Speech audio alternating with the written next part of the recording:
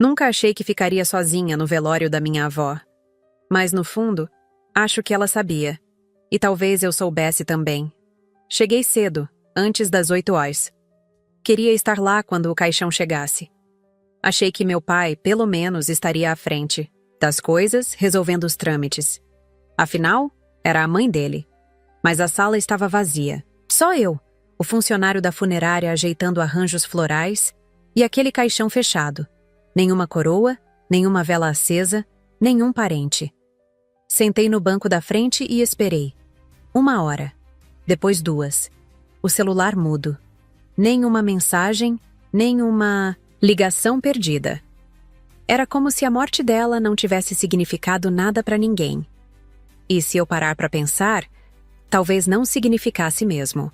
Uns dias antes, meu pai tinha me dito: "Não vou faltar o trabalho por causa disso, Isa. Ela nem vai perceber." Como se a morte da própria mãe fosse só um detalhe do calendário. Minha tia mandou áudio. "Filha, sábado é o dia de mais movimento no salão. Não tem como fechar. Me entende, né?" E desligou antes de ouvir minha resposta. Meus primos? Silêncio absoluto. Nem visualizado. Fiquei ali, encarando o caixão. E senti uma raiva que me corroía de dentro. Não tristeza. Raiva. Uma fúria seca, quase fria. Como é que pode? Como é que ninguém aparece no velório da própria mãe? Da avó que criou metade da família quando ninguém mais quis? Ela sempre dizia que morreria sozinha, e a gente achava que era drama. Não era. Ela sabia. Lembrei da última vez que estive com ela. Estava com os olhos úmidos, mas a voz firme. "Isa, quando eu morrer, não vão vir nem para fechar meu caixão. Só vão aparecer quando sentirem o cheiro da herança. Você vai ver." Ela acertou. Naquela hora, ali sozinha, prometi. Eles iam pagar. Cada um. Não com dinheiro, mas com verdade. Com vergonha. Comecei a revirar na memória tudo o que fizeram com ela nos últimos anos. Meu pai? Fez empréstimo no nome dela para pagar dívida de jogo. Nunca devolveu. Minha tia andava com o cartão dela como se fosse carteira própria. Os primos? Só apareciam para pedir dinheiro, carro emprestado ou para buscar comida. Ela me contou tudo. E eu ouvi. Porque no fim, só eu ouvia. Foi aí que tive a ideia. Abri o grupo da família, aquele mesmo que ficou em silêncio ontem, e escrevi. A avó deixou uma carta. Tá com instruções sobre a herança. Só vou ler pessoalmente, hoje, às 4 da tarde, na casa dela. Quem não vier, considera que abriu mão de qualquer direito. Mentira? Claro. Mas era isso, ou deixá-los fingir luto por mensagens de emoji depois? Sabia que o cheiro do dinheiro faria milagre. E fez. O celular vibrou em menos de 2 minutos. Uma enxurrada de notificações. Gente que ignorou o velório agora queria saber de papel, de testamento, de cláusulas. Pois bem, eles queriam um pedaço dela? Vão ter que engolir a verdade inteira primeiro. As mensagens começaram a chegar rápido. Primeiro foi o Vinícius, sempre debochado. Que carta é essa? A avó nem sabia escrever direito. Idiota. Ela tinha feito magistério, só parou de estudar porque teve que trabalhar para sustentar os irmãos. Mas claro, para ele, mulher velha e pobre é sinônimo de ignorância. Depois veio a tia Dolores. Isabela, isso é sério? Você não pode esconder. Documento assim, como se ela soubesse o que é certo ou errado quando o assunto é ética. Meu pai foi mais direto. Para de show e manda logo a foto da carta. Eu respondi no grupo, seca. A carta vai ser lida hoje, às 16 horas, na casa da avó. Só para quem estiver presente. Quem faltar, considera que abriu mão de qualquer direito, sem exceções. Foi como jogar gasolina em um incêndio. O grupo virou um pandemônio. Mensagens em caps lock, chamadas perdidas. Gente querendo confirmar endereço, horário, validade legal. Deixei todo mundo no vácuo. Que sintam a ansiedade, o aperto no estômago. igualzinho ao que ela sentia quando esperava por uma visita que nunca vinha. Engraçado como, de repente, o salão da tia podia fechar. O expediente do meu pai não era mais sagrado. Os compromissos dos primos podiam esperar. Dinheiro faz milagre. Saí do velório e fui direto pro apartamento dela. O cheiro ainda era o mesmo: talco, café velho e tristeza. A TV estava ligada no mudo, como se ainda esperasse alguém sentar com ela. O crochê pela metade no braço do sofá. Os remédios enfileirados na mesa. Sentei na poltrona dela, aquela que ninguém ousava usar. Ali, comecei a montar meu discurso. Não tinha carta nenhuma, mas tinha algo melhor: provas. As histórias que ela me contou nos últimos meses, quando ninguém mais aparecia. As dívidas do meu pai em nome dela. As compras da minha tia com o cartão que era só emprestado. A tentativa do Vinícius de passar o apartamento pro nome dele. Eu sabia de tudo. E ia jogar tudo na mesa. Olhei o relógio. 2 da tarde. Em 2 horas, essa gente ia ter que engolir tudo o que fingiu não ver. Peguei o celular e liguei pro Dr. Samuel, advogado da família. Ele era velho amigo da minha avó, o único de fora que ela ainda confiava. Doutor, preciso que venha. Hoje às 4. É sobre o testamento da minha avó. Hoje? 4? Está bem, Isabela. Mas aconteceu alguma coisa? Vai acontecer. Ele confirmou, ainda confuso. Melhor assim. Agora era só esperar e deixar o vespeiro se agitar.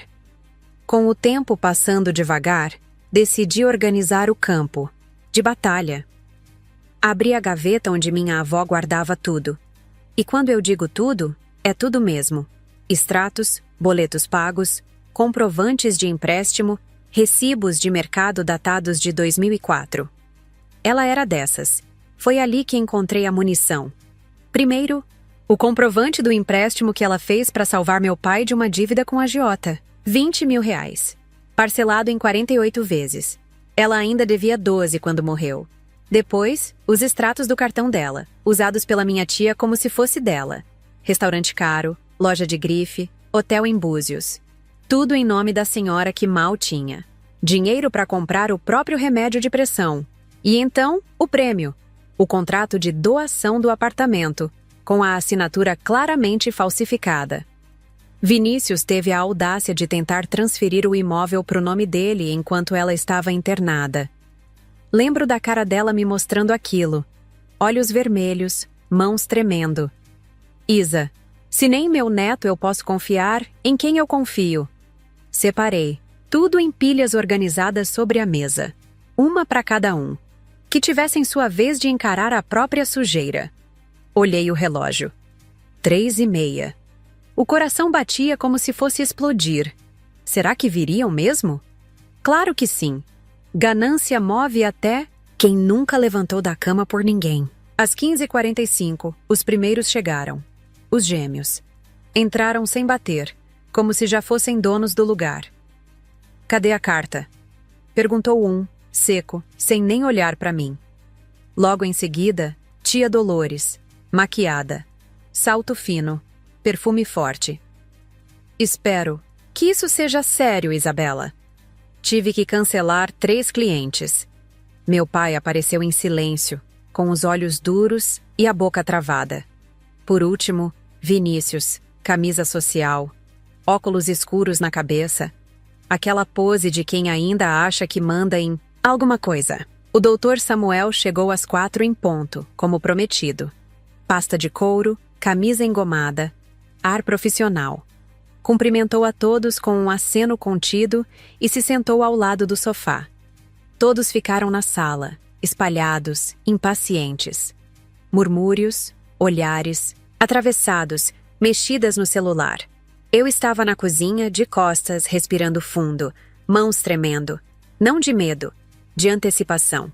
Peguei as pilhas de documentos, voltei para a sala e sentei na poltrona da minha avó. A mesma que ela usava para assistir novela, costurar e, nos últimos meses, me contar tudo. Meus olhos percorreram cada um deles. Antes de falar de herança, comecei. Vamos falar de dívida. O O silêncio caiu como pedra.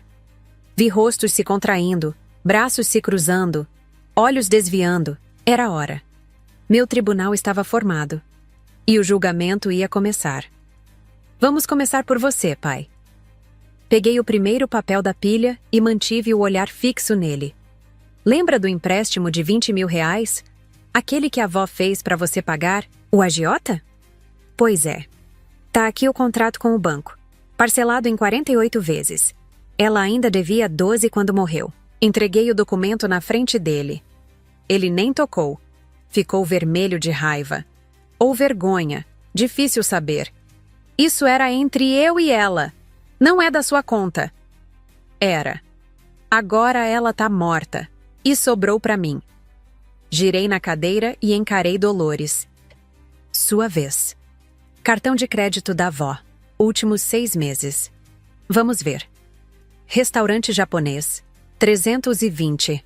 Loja de grife. Maia, 200 reais.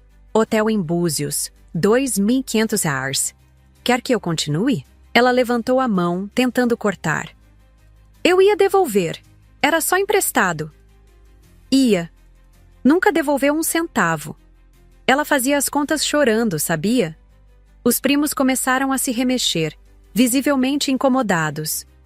O advogado, até então quieto, fazia anotações em uma caderneta pequena, como se estivesse documentando um crime. E, de certa forma, era isso mesmo. Vocês achavam que iam chegar aqui, ouvir a leitura da carta, pegar a parte de vocês e ir embora? Dei um sorriso amargo. Pois sentem-se. Vai demorar. Me virei para o próximo alvo. Vinícius, meu primo exemplar. Reconhece isso aqui? Mostrei o contrato falsificado. Ele arregalou os olhos no mesmo instante. Você tentou transferir o apartamento para seu nome enquanto a avó estava internada. Falsificou a assinatura dela e tudo. Isso é mentira. Calúnia. Dr. Samuel levantou uma sobrancelha e estendeu a mão. Examinei o papel antes de entregar. Ele leu com calma, sem pressa. Há fortes indícios de falsificação, sim. Se for comprovado, é crime. Grave. Vinícius recuou e afundou na poltrona, pálido. Pela primeira vez, sem a pose de sempre. Os gêmeos fingiam estar fundidos com o estofado do sofá, tentando desaparecer. Mas não iam escapar. E vocês dois? Lembram quando pegaram o carro da avó escondido? Bateram e disseram que tinham sido roubados? Um deles resmungou. A gente era menor de idade. Tinha 19 anos. Adultos o suficiente para mentir. E mesmo assim, deixaram ela pagar 1.000 won, 800 hares do concerto. Com o próprio cartão. Silêncio. Era estranho. Eu falava. E era como se cada palavra desenterrasse anos de sujeira que ela engoliu calada. Eu não gritava. Não tremia. Era só. Liberação. Como se tirasse um peso que não era meu, mas que eu carregava com ela, há anos. E aquilo era só o começo. Agora vamos falar sobre as visitas. Peguei o celular. Abri o histórico de mensagens da minha avó, aquele que ninguém além de mim tinha o costume de responder. Rolei a tela lentamente, sentindo o nó apertar. Tenho aqui alguns trechos que talvez vocês reconheçam. Ou não, já que nunca responderam. Limpei a garganta. Dia 15 de março. Filha, será que alguém vem me ver hoje? Fiz bolo de fubá. Pausa. Ninguém apareceu. Continuei. Dia 3 de maio. Isa, tô sentindo uma tontura esquisita. Será que seu pai pode me levar no médico? E a resposta do meu pai. Tô ocupado. Chama um Uber. Ele se encolheu no sofá, sem dizer nada. Dia 20 de julho. Dolores passou aqui só para pegar o cartão emprestado. Nem tomou um café comigo. Minha tia começou a chorar, mas não era remorso. Era raiva por estar sendo exposta. Os gêmeos mexiam no celular como se estivessem numa sala de espera. Vinícius olhava pela janela, talvez tentando se desligar, talvez esperando escapar pela fresta de alguma desculpa mental. Dr. Samuel seguia anotando, com a paciência de quem já viu famílias se despedaçarem antes. E eu? Eu sentia como se finalmente tivesse tirado um pano úmido de cima de um baú mofado. Cada palavra limpava um pouco da sujeira que ela engoliu sozinha. Sabem o que é pior? Continuei, mais baixo. Ela sabia. Sabia que só apareciam quando precisavam de algo. Mas mesmo assim, esperava. Preparava café, comprava bolo, guardava chocolate. Achava que talvez naquele sábado, algum de vocês lembrasse dela. Peguei uma foto da estante. Era do último Natal. Só eu e ela. Mesa posta, 2 taças, uma vela. Vejam bem, último Natal, só nós 2. E o anterior? Igual. E o próximo? Nem sei se alguém teria lembrado. O silêncio era denso, cortante. Não dava nem para ouvir respiração direito. Meu pai tentou reagir, agarrando-se à desculpa mais velha do mundo. Claro que ela te deixou no comando. Você sempre foi a queridinha dela. Soltei uma risada seca. Sem humor, sem piedade. Queridinha? Eu fui a única que aparecia, pai. A única que segurou a mão dela no hospital, que a levou para consulta, que ouvia ela contar, sempre as mesmas histórias, de como se orgulhava de vocês. Sim, vocês. Os filhos e netos que nunca estavam lá, mas que ela fazia questão de defender, mesmo sozinha. A sala parecia encolher, o ar ficou mais pesado, e ninguém ousou levantar, porque eles sabiam que ainda tinha mais por vir. O advogado pigarreou, tentando recuperar o controle. Senhorita Isabela, sobre o testamento. Levantei a mão sem tirar os olhos da pilha diante de mim. Já chegamos lá, doutor. Mas antes, eles precisam ouvir mais algumas coisas. Me virei lentamente para os gêmeos, que continuavam olhando para o chão como se ele fosse salvar os 2. Vocês lembram quando a avó vendeu as joias da família? Aquelas que ela herdou da própria mãe, que guardava como tesouro? Vendeu, tudo para pagar o cursinho de vocês. Pausa. Vocês passaram, se formaram, arrumaram emprego e nunca mais voltaram. Eles se entreolharam, desconfortáveis. Ela me disse que esperava ao menos um cartão no aniversário, um almoço, um oi. Mas nada. Nenhuma mensagem. Só silêncio. Passei os olhos pela sala, devagar. Ela morreu achando que tinha falhado. Que se tivesse sido uma mãe ou avó melhor, talvez vocês tivessem ficado por perto.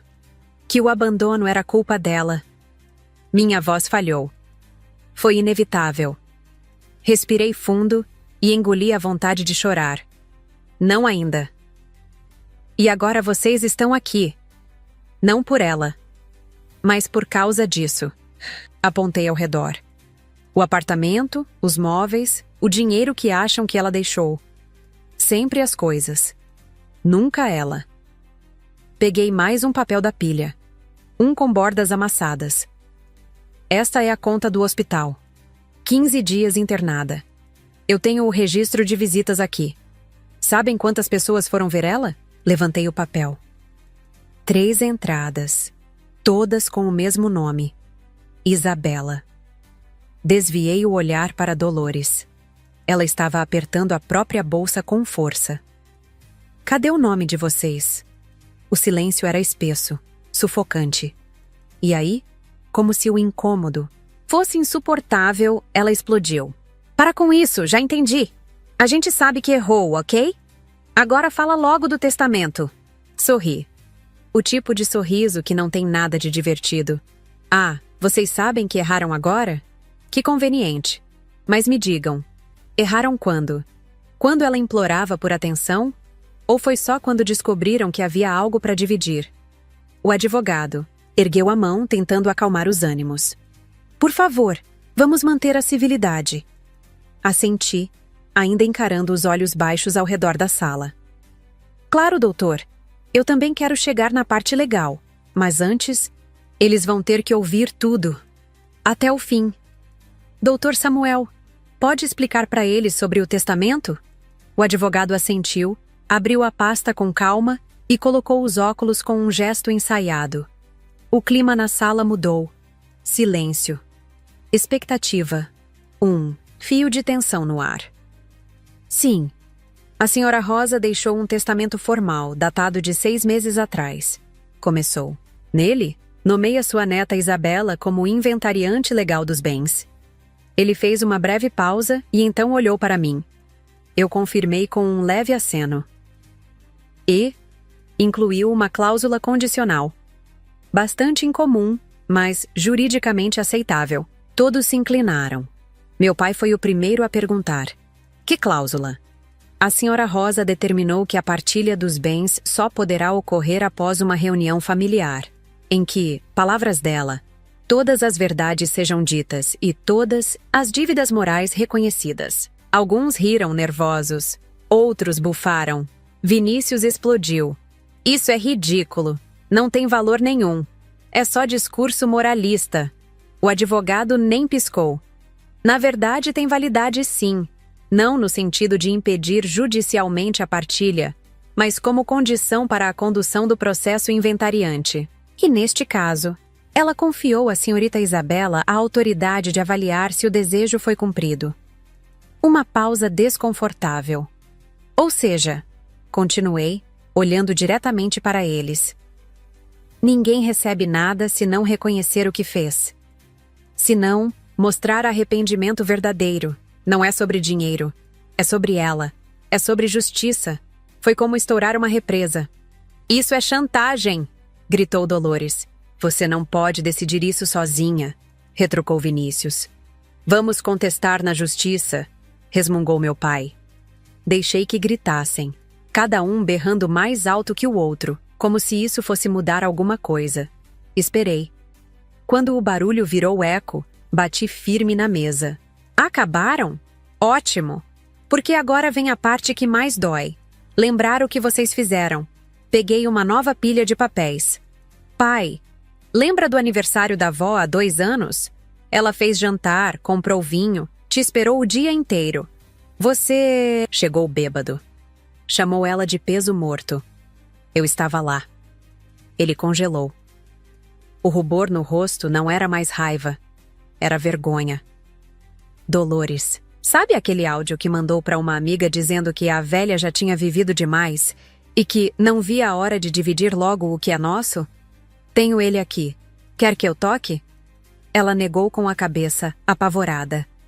Vinícius, eu tenho prints de conversas suas com um advogado perguntando se dava para alegar demência e internar a avó contra a vontade dela, só para acelerar a venda do apartamento. Ele me encarou como se quisesse me calar com o olhar. Não disse nada, mas ficou visivelmente pálido. Querem que eu mostre para todo mundo? Porque eu posso. Dr. Samuel se mexeu na cadeira. Tensão demais para um sábado à tarde. Lembrem-se, isso aqui não é só sobre bens. É sobre a verdade. E ela tá toda aqui. Documentada, registrada e, finalmente, exposta. O advogado já não escondia o desconforto. Passava os dedos pela borda da pasta, olhando de um para outro como se tentasse calcular quando seria seguro interromper. Mas não fez nada. E eu continuei. Vinícius, você procurou um advogado para saber se conseguia internar a avó num asilo e vender o apartamento, certo? Alegou que ela estava senil.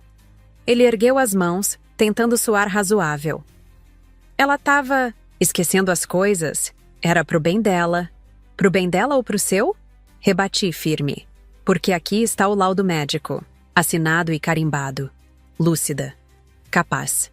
Apenas cansada. Joguei a cópia sobre a mesa.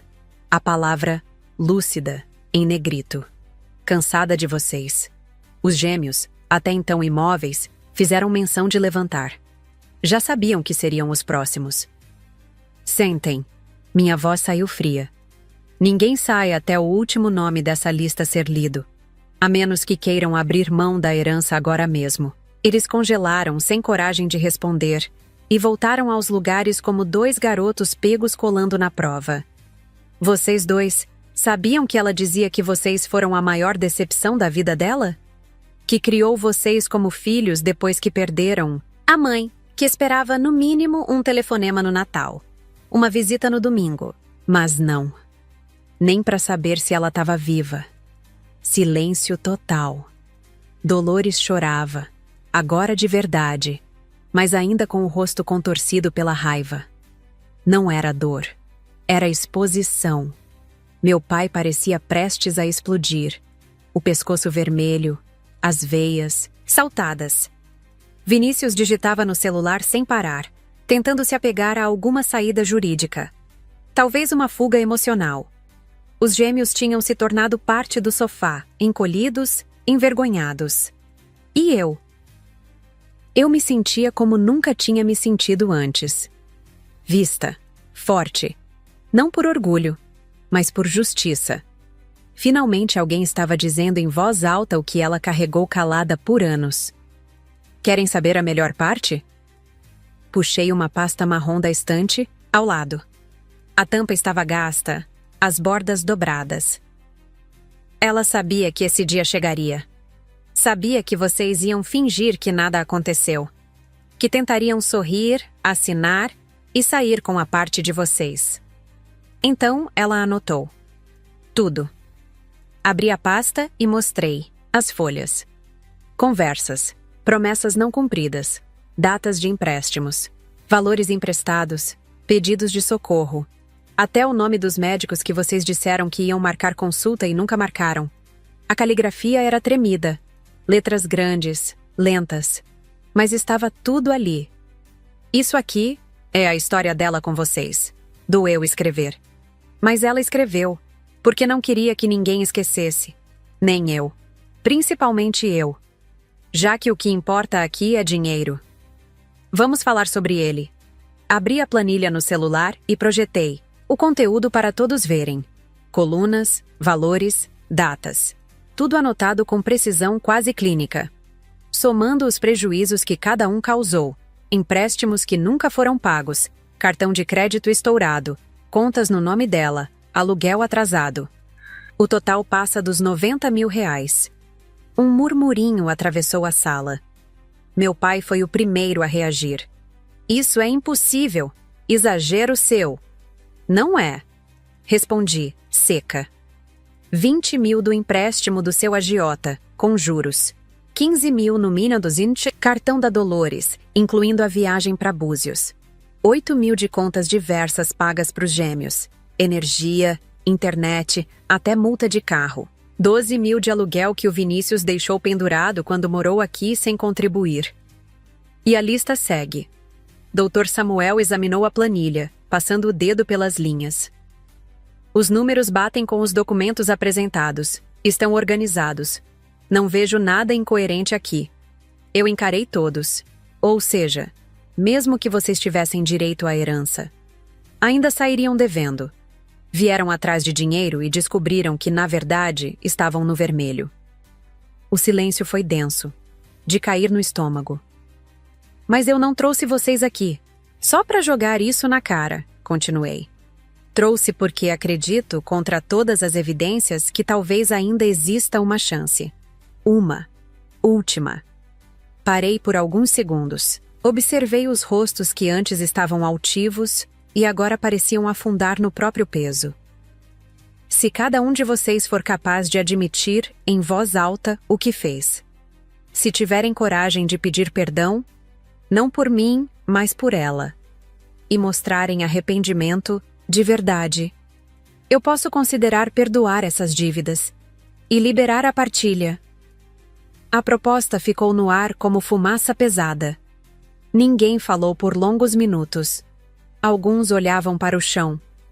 Outros para os próprios sapatos. Nenhum para mim.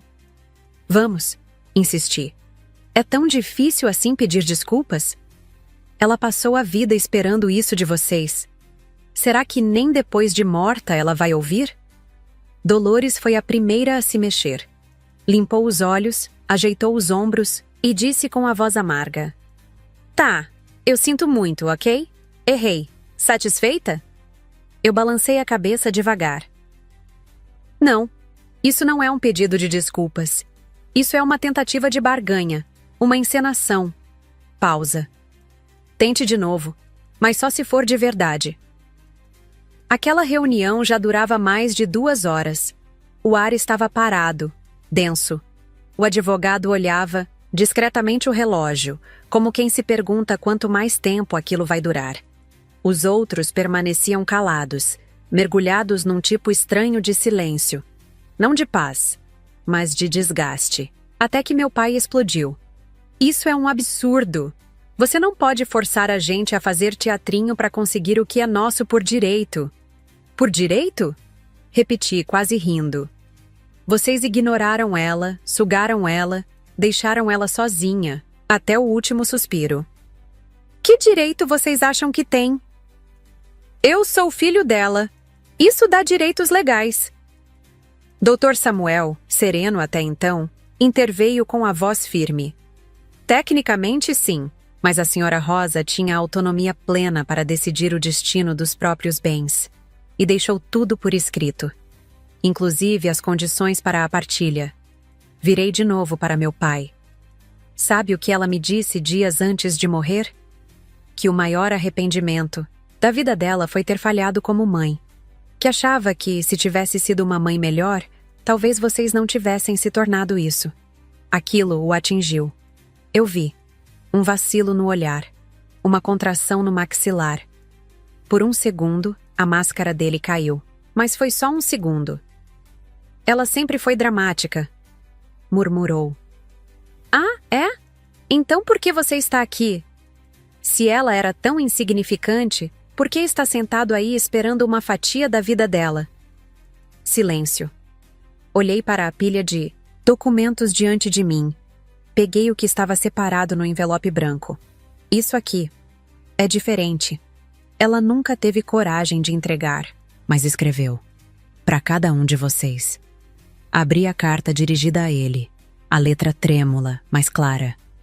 Meu filho, sei que fui dura com você quando criança, mas era por amor, porque queria que você crescesse forte, digno. Perdoa uma mãe que só sabia amar sendo rígida. Te amo, sempre te amei, mesmo quando você virou o rosto para mim. Ele fechou os olhos, a respiração pesada. A voz saiu rouca. Para. Mas eu não parei. Aquela era a primeira vez em muito tempo que ele ouvia a voz dela sem gritar por cima. E talvez a última chance de entender o que ele perdeu. Então sim, ele ia ouvir até o fim. Abri o segundo envelope. Minha filha, você sempre foi vaidosa, desde pequena. Eu tentei te ensinar que beleza de dentro é mais importante, mas talvez eu tenha falhado. Ainda assim, eu te amo. Sempre te amei, do meu jeito. A voz de Dolores começou a tremer antes mesmo da carta terminar. As lágrimas desceram sem resistência. Dessa vez, não era raiva. Era reconhecimento. Era queda. Segui com a terceira. Vinícius, você herdou o orgulho do seu avô. É teimoso, cabeça dura. Mas eu sei que aí dentro ainda existe um coração bom. Só espero que um dia você tenha coragem de reencontrá-lo. Ele desviou o olhar, mordendo o lábio. Tentava manter a postura, mas os ombros já estavam mais baixos. A raiva não segurava mais o corpo ereto. Estava rachando por dentro. Por fim, abri o envelope dos gêmeos. Meus netinhos que criei como filhos. Dei tudo de mim, mas não foi suficiente. Talvez, se eu tivesse sido mais jovem, mais moderna, mais do tempo de vocês, talvez tivesse sido diferente. Me perdoem, meus amores, por não ter sido o que vocês precisavam. Silêncio absoluto. Nem respiração pesada. Nem protesto. Só o som abafado dos soluços. Até o advogado, sempre composto, estava com os olhos marejados, disfarçando sob os óculos. Fechei os envelopes e guardei com cuidado. Ela escreveu essas cartas há 1 mês, expliquei. Sabia que não tinha muito tempo. E mesmo assim, em vez de apontar dedos, ela pediu perdão. Perdão, como se a culpa fosse dela. Passei os olhos por cada rosto ali. Agora me digam, depois de ouvir isso, vocês ainda acham que merecem alguma coisa? Dolores foi a primeira a quebrar. A voz dela saiu como um sussurro desesperado. Eu fui uma filha horrível. Ela me deu tudo, tudo. E eu só devolvi ausência, frieza. Meu Deus, o que eu fiz? Meu pai pigarreou, os olhos vermelhos, mas sem lágrimas ainda. Talvez eu tenha sido duro demais com ela também. Principalmente no final. Não sei. Eu não sabia que era. Tão sério. Não respondi. Não precisava. Eles estavam começando a entender. Os gêmeos foram os próximos a ceder. O mais novo falou primeiro, quase num sussurro. A gente cresceu achando que vó era chata, que pegava no pé à toa. Mas ela só queria que a gente fosse alguém, o outro completou, com os olhos marejados. E a gente foi ingrato, muito ingrato. Fingiu que ela era invisível, porque era mais fácil do que lidar com a culpa. Só restava Vinícius. Ele ainda resistia. Maxilar travado, punhos fechados, respiração pesada, um vulcão contido. Fingia indiferença, mas era a resistência final de quem sabia que já perdeu. E você? Perguntei direto. Vai continuar fingindo que não fez nada? Ele explodiu. Tá bom, porra! Eu fui um neto de merda! Tentei passar ela pra trás, tentei roubar o apartamento, fingia que ela era um fardo. Tá feliz agora? Não, respondi com calma. Não estou. Fiquei de pé e caminhei até a janela. O sol da tarde começava a tocar os móveis com aquele dourado que a avó adorava. A luz caía sobre o tapete que ela escolheu na liquidação de fim de ano, sobre o sofá que mandou reformar em vez de comprar outro. Olhem bem para esse lugar. Nada aqui é só objeto. Essa cristaleira ali? Ela economizou 5 anos para comprar. Aquele quadro? Ela pintou sozinha, com 70 anos, quando decidiu fazer aulas de arte porque disse que velho também aprende. Voltei para a poltrona. Todos estavam olhando. O silêncio agora era outro. Não mais defensivo, mas atento. Desarmado. Vocês acham que isso aqui é sobre herança? Sobre bens? Não. Isso é sobre memória, sobre respeito, sobre reconhecer que ela foi uma mulher. Com história, com dor, com amor, e que tudo o que ela queria era um pouco de presença. Fiz uma pausa longa. Respirei fundo. Vou dar uma última chance. Quem quiser pedir perdão, de verdade, não para cumprir condição nenhuma, mas para que a alma dela descanse em paz, fale agora. Mas tem que ser real, porque eu vou saber.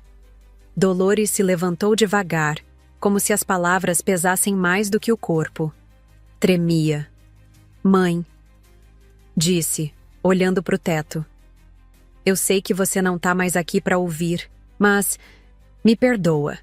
Me perdoa por ter sido tão egoísta, tão fria, por ter usado o seu amor como se fosse obrigação, por ter virado as costas quando você mais precisava de mim. A voz falhou. As lágrimas caíam, uma atrás da outra, sem contenção.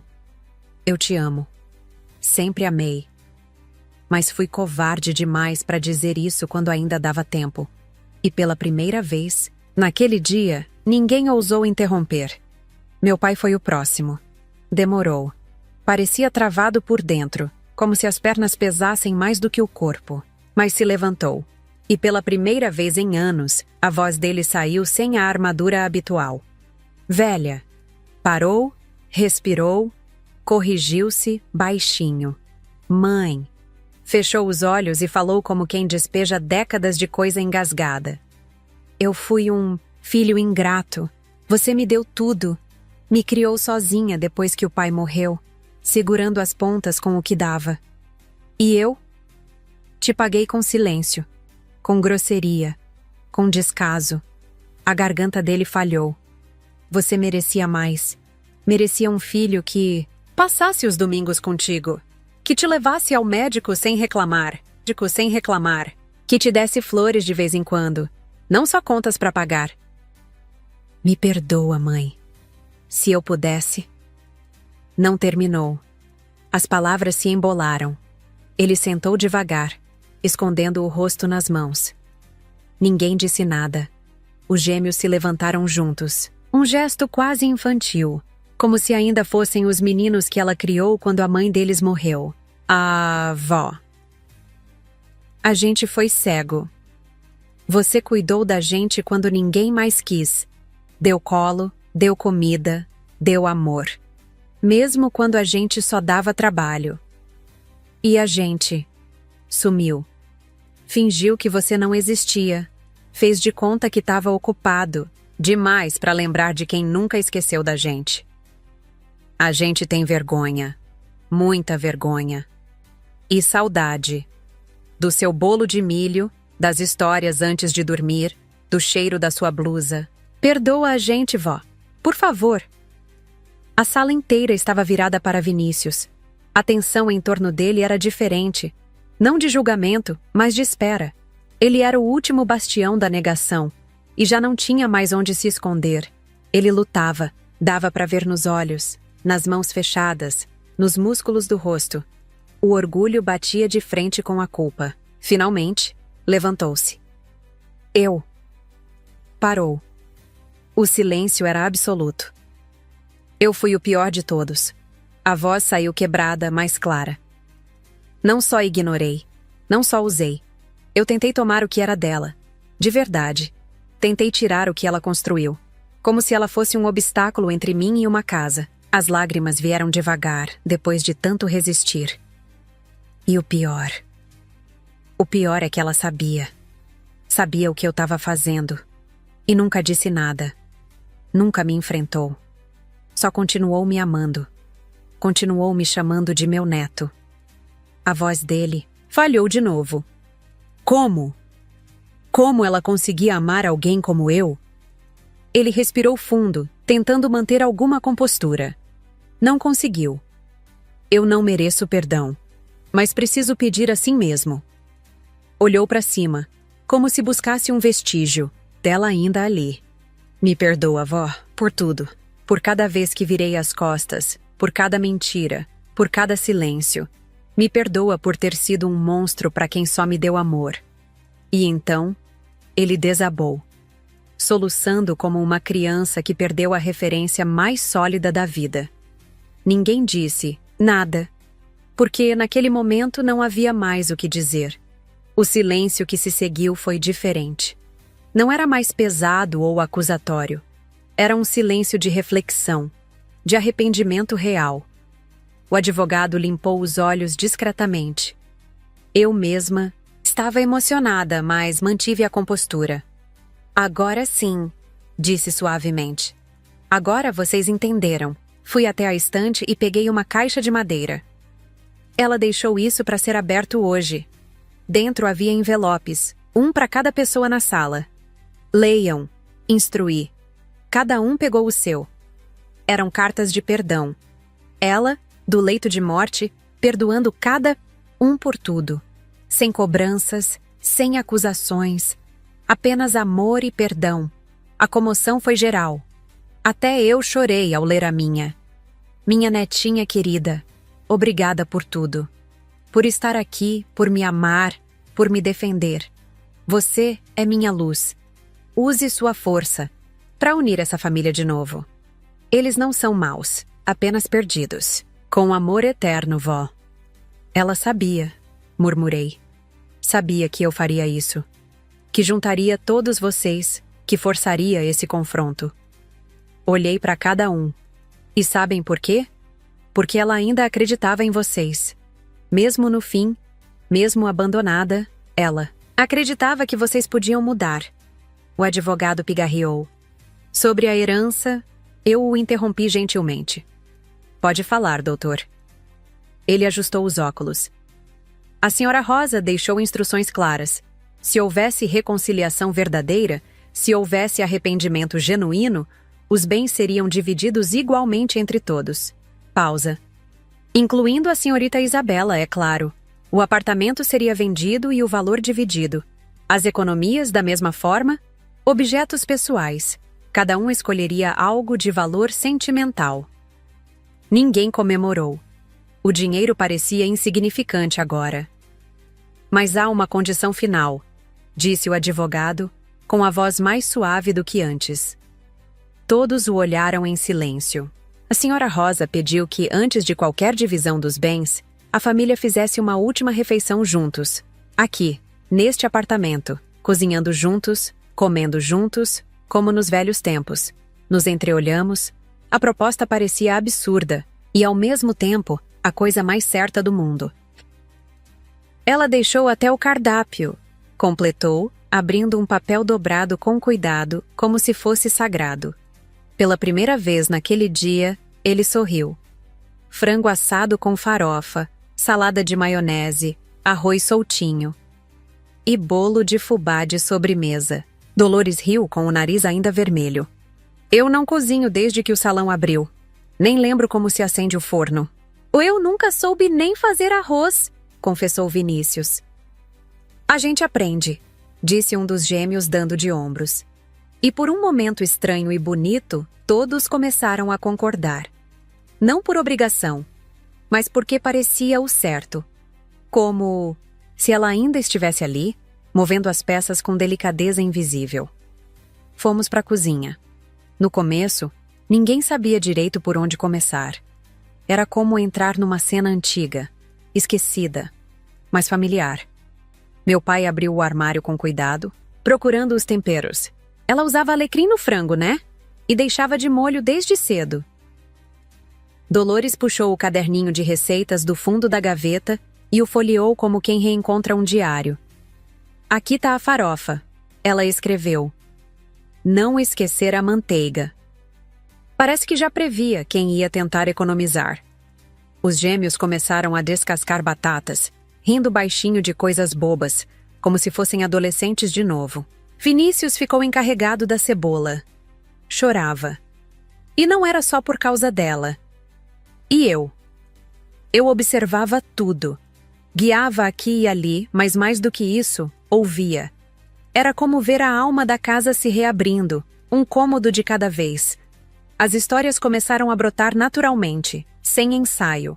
Lembram quando ela fez frango para 50 pessoas no aniversário do vô? E quando queimou o bolo e disse que era caramelizado gourmet? Risadas baixas. Algumas lágrimas silenciosas. Memórias sendo tiradas da gaveta. Cada ingrediente carregava uma lembrança. Cada gesto na cozinha parecia um pedido de desculpas sem palavras. Era como se ela estivesse ali, não fisicamente, mas em cada cheiro, em cada detalhe, e mais do que nunca, em cada um de nós. 3 horas depois, a comida estava pronta. Não perfeita. O frango passou um pouco do ponto, o arroz ficou grudento, a maionese saiu sem sal, mas ninguém se importou. Era a refeição mais verdadeira que já havíamos feito. E não era só sobre comida. Montamos a mesa com o jogo de pratos que ela só usava em ocasiões especiais. Os talheres de cabo grosso, as taças de vidro grosso, o pano de mesa bordado, à mão. Cada detalhe parecia chamá-la de volta, em silêncio. Sentamos juntos. Pela primeira vez em anos. Não por obrigação, não por aparência, por vontade.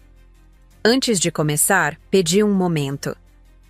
Vamos fazer um brinde. Cada um diz uma coisa sobre ela. Uma memória boa. Levantei meu copo de suco. Ela odiava a bebida alcoólica em casa, dizia que mudava o clima da alma. Eu começo. Lembro dela me ensinando a fazer tricô. Eu tinha 6 anos e achava uma tortura. Ela dizia, um dia você vai me agradecer por isso. Hoje eu entendo. E agradeço, vó. Pelo tricô e por muito mais. Meu pai, com os olhos baixos, falou devagar. Ela esperava na janela quando eu voltava da escola. Todo dia. Não importava. O tempo. Sempre com um sorriso e um pão com manteiga na mão. Dolores ajeitou os ombros, emocionada. Os vestidos que ela costurava para mim. Ficava noites em claro para deixar tudo perfeito. Eu achava que era obrigação dela. Hoje vejo que era amor costurado à mão. Vinícius, mais contido, deixou a voz escapar entrecortada. As histórias de Ninar. Ela inventava cada uma na hora. Dizia que os livros não sabiam tudo que ela sabia. E era verdade. Os gêmeos falaram juntos com simplicidade. O colo dela, Era o lugar mais seguro do mundo. E o mais esquecido também. Comemos em silêncio, por alguns minutos. Um silêncio bom, de quem digere comida e saudade ao mesmo tempo. Entre um prato e outro, lembranças foram surgindo. Risadas tímidas, cumplicidade que antes parecia impossível. Na hora do bolo, vimos que alguém, talvez ela mesma sem querer, tinha deixado uma vela esquecida na gaveta. Colocamos no centro do bolo de fubá. Façam um pedido, sugeri. Por ela. Apagamos juntos. Não sei o que cada um pediu, mas acho que no fundo, todos desejaram a mesma coisa. Perdão. Uma segunda chance.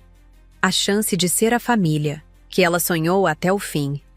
O advogado, que assistia tudo com um sorriso contido, se levantou.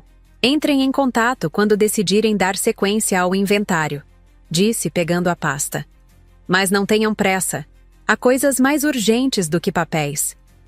E ele tinha razão.